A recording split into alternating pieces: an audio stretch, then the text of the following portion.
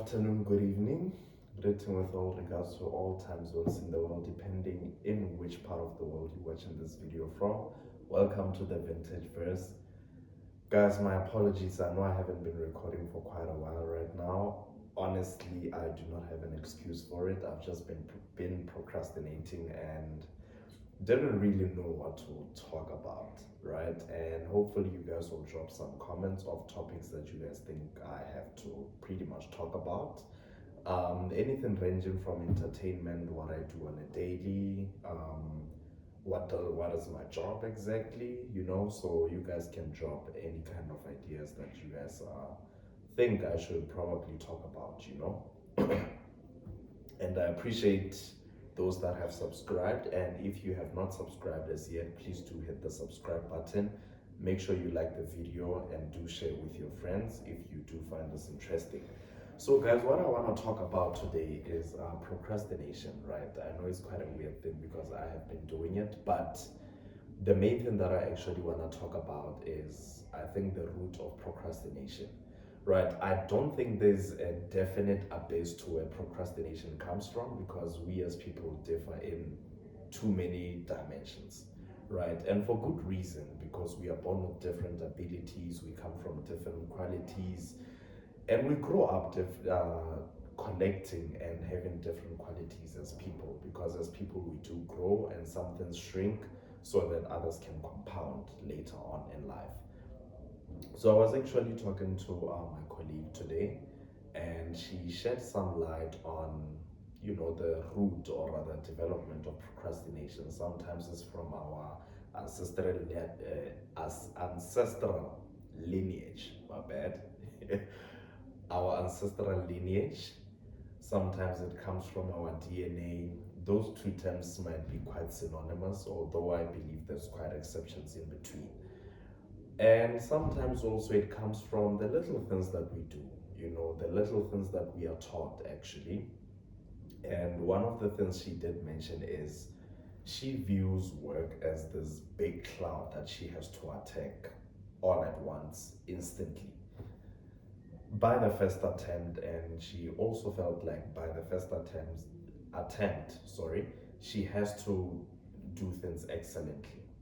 Do you know what I mean? So, but that came to me as almost like having imposter syndrome, feeling like you wouldn't really do good by the first attempt, all because you don't really know much about that. But on the flip side of it, you'd also want to do good. So I think I also have the same thing, more especially when I'm writing. I always feel like I don't, there's not really much need for me to edit.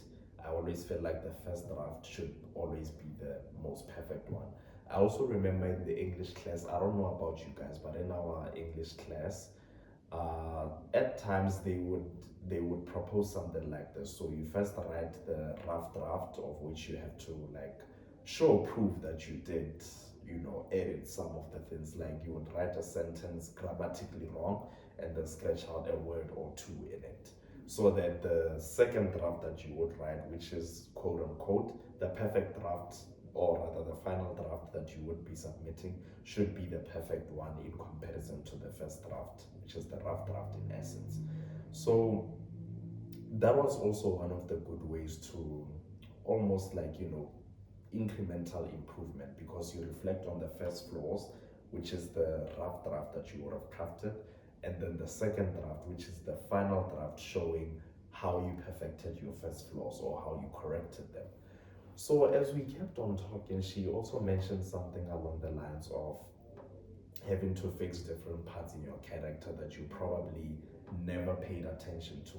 So for instance, like maybe when you put things off, or how you start your day, most importantly, is it fragmented? Is your room in order? Or what exactly is happening? So in essence, what I'm trying to say is, notice the things that make you feel frustrated and then break them down into little pieces.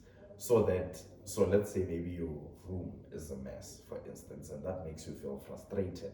Automatically you wake up lazy despite you having slept maybe long hours or shorter hours depending on your sleeping pattern. What she mentioned was that if, let's say, your room is a mess and maybe your blanket is on the floor, your wardrobe is open, and maybe you left the windows open, and everything is just a mess. One sock is also on the floor, under the bed, your shoes are not on the shoe rack, stuff like that. What she said is, instead of looking at it as an entire mess, start breaking it down into little pieces. So, for instance, if your sock is under the bed, or you see that the wardrobe is open, check in the wardrobe what would be a mess instead of just closing it. So, pick up in the wardrobe what could be a mess in there, and then start working on it.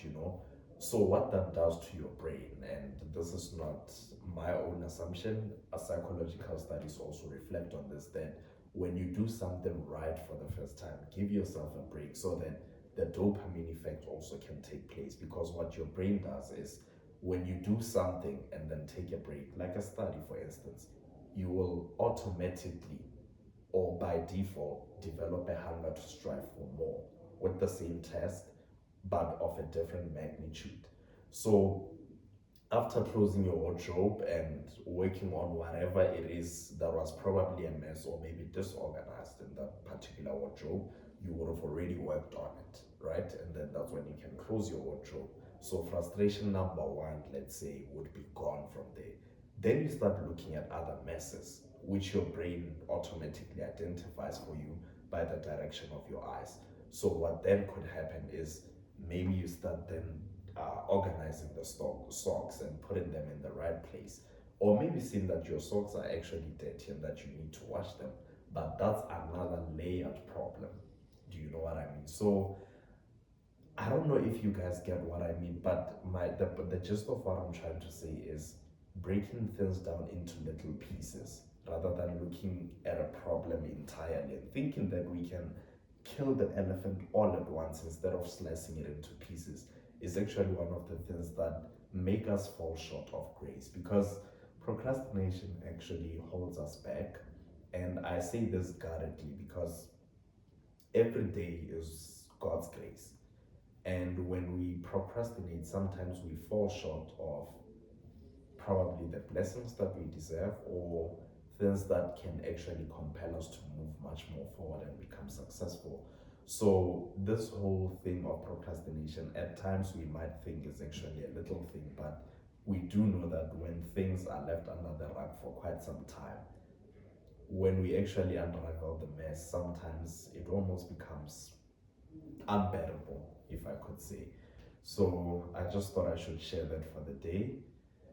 And thank you for watching, guys. I'm actually recording this as work, so please do not mind my eye movements all along. And thank you, guys.